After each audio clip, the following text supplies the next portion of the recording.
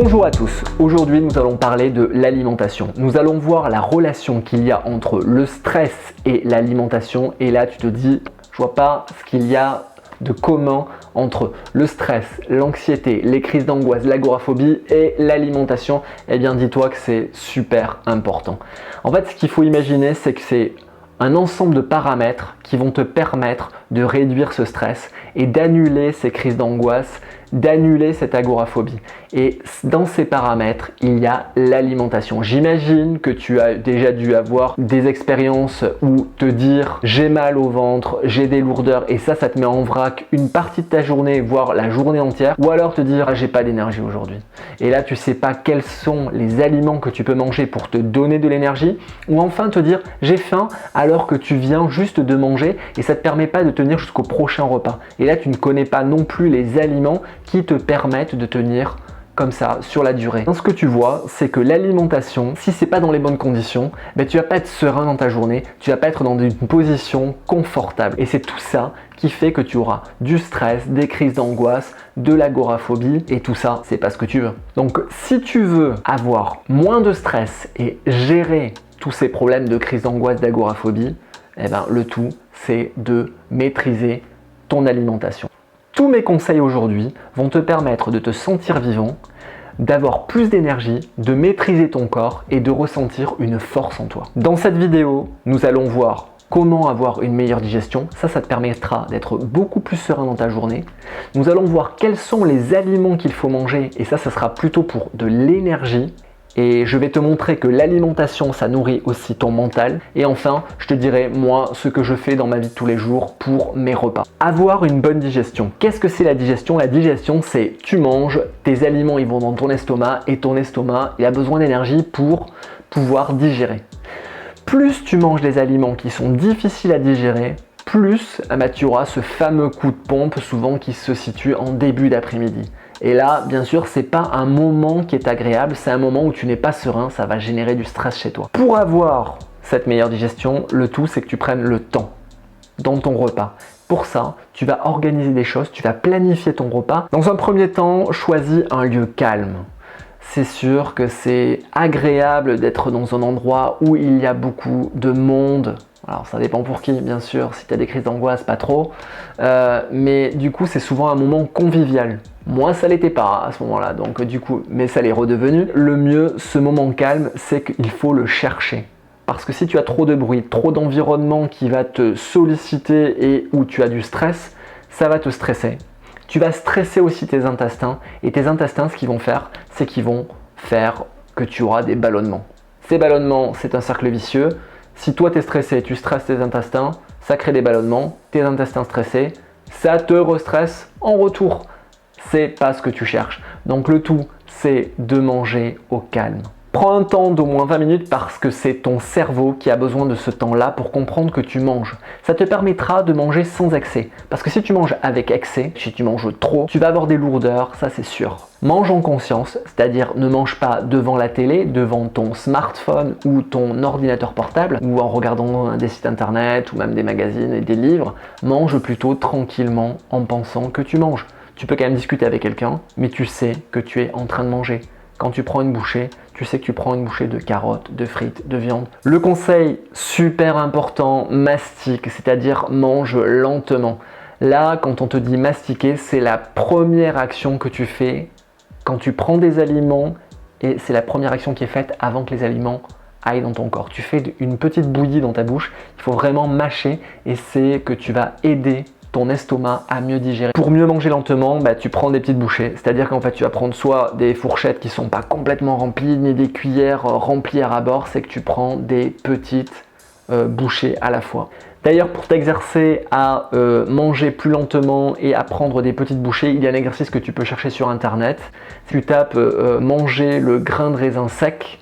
Donc ça, c'est quelque chose qui va t'apprendre à prendre le temps, à regarder, à manger en conscience. Enfin, il faut manger avec une quantité utile et raisonnable pour ton corps, c'est-à-dire manger sans excès, parce que si tu manges trop, tu auras encore mal au ventre. C'est atteindre cet état de satiété, C'est-à-dire le moment où tu ne manges plus parce que c'est nécessaire pour toi, mais c'est un moment, en fait, après, une fois que tu n'as plus faim, tu manges que pour le plaisir.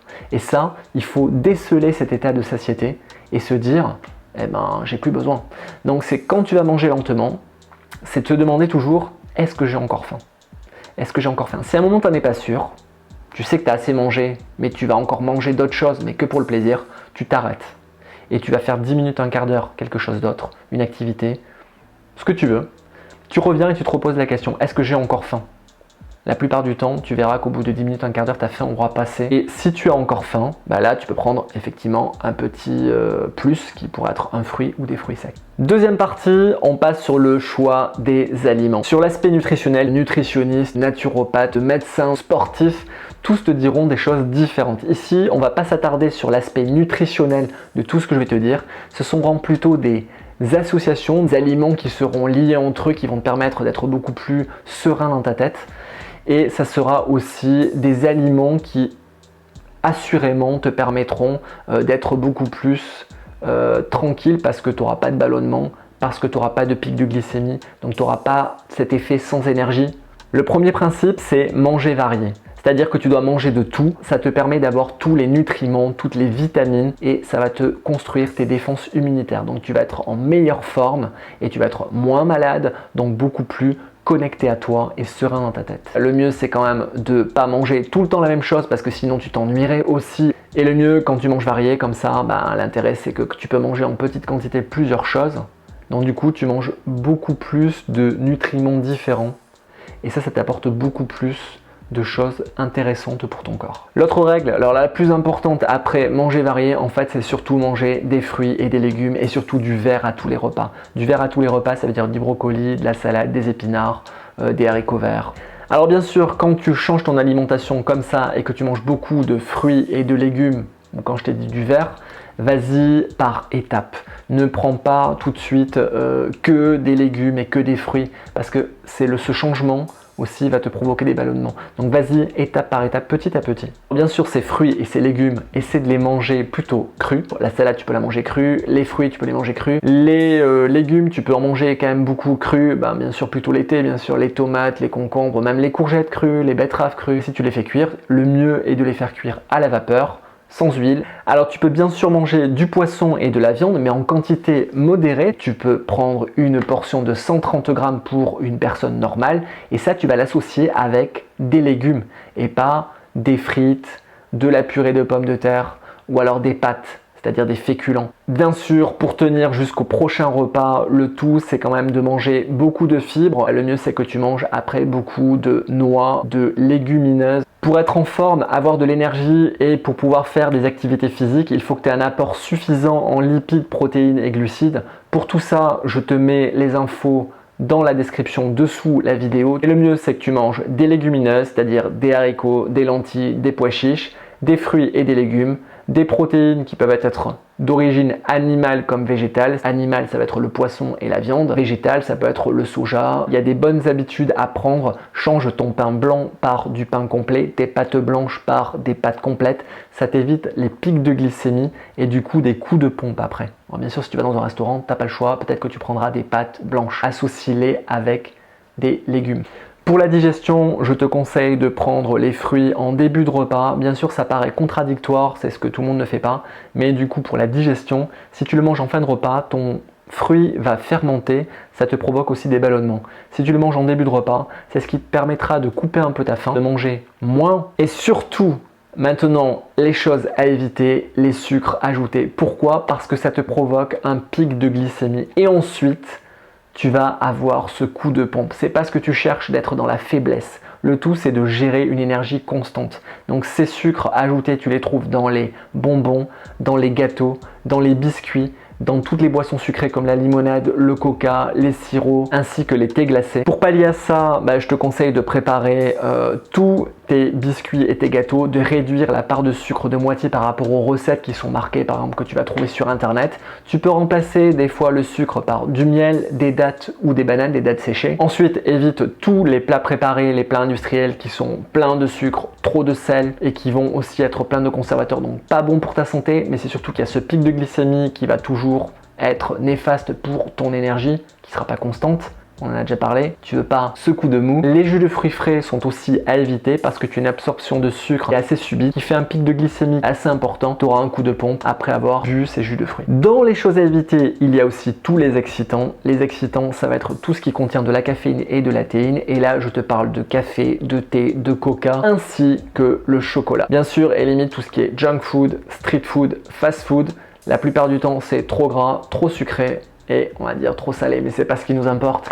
Ça, c'est dans les pubs. Par contre, trop sucré, c'est ça qui te fournit toujours le coup de pompe. Et trop gras, c'est difficile à digérer. Bien sûr, si tu vas, mange en petite quantité. Toujours pareil, dans le calme. Troisième partie, cette alimentation, elle nourrit ton mental. Ça, c'est super important. Que tu puisses te dire que tu maîtrises ton alimentation, ça veut dire que tu vas maîtriser la façon dont tu vas être physiquement. L'énergie que tu vas avoir, les coups de pompe que tu vas réduire. Et aussi le fait que tu sois constant sur ta journée avec une sérénité. Tu sauras aussi que ce que tu manges te fait du bien, tu vas être encore mieux dans ta tête. Tu maîtriseras. Et bien sûr, tout ce que tu mangeras, en fait, tu pourras choisir et tu auras la connaissance pour te dire je sais quels effets ça produit.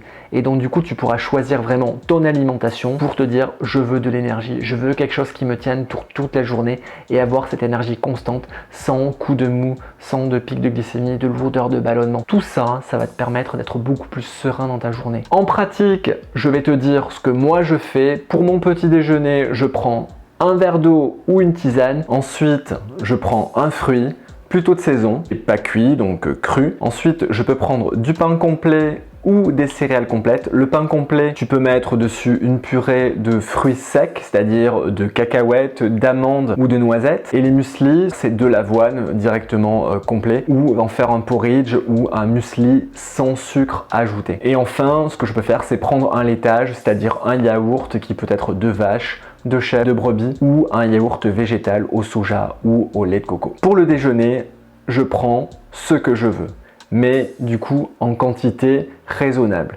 La plupart du temps, je prends mon fruit avant, je vais prendre une pomme, une nectarine ou un fruit de saison avant de manger. Ensuite, je prends une salade. Après, je peux prendre une viande ou un poisson avec des légumes, ou si c'est vraiment j'ai envie de prendre des frites, je vais prendre des légumes aussi à côté.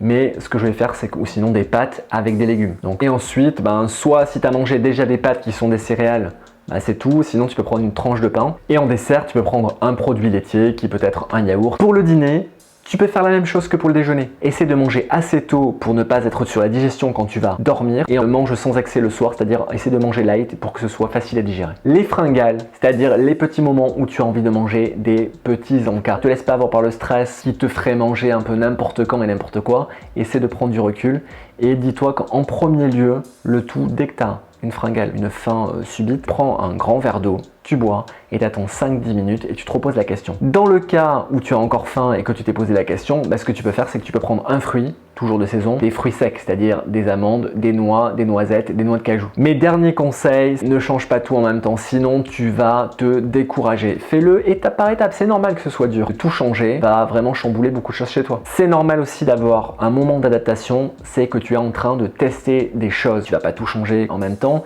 mais tu vas changer des choses. Et ça, ce sont des moments qui sont plus complexes à gérer. Ça va vite s'affiner, tu vas trouver tes marques et tu vas savoir ce qui marche le mieux chez toi. Par exemple, de manger plus d'haricots verts, de manger un fruit en début de repas ou de boire un verre d'eau à tel moment. J'espère que tous ces conseils t'auront plu et te permettront vraiment de limiter et de réduire ton stress. Si tu es encore là à ce niveau de la vidéo, c'est que tu es intéressé. Je te laisse t'abonner en dessous de cette vidéo. J'en ferai d'autres sur d'autres sujets qui te plaisent. N'hésite pas à mettre en commentaire ce dont tu veux qu'on parle, tes questions ou dire ce que toi tu fais pour ton alimentation, indiquer ce qui marche et ce qui marche pas. J'y répondrai le plus possible.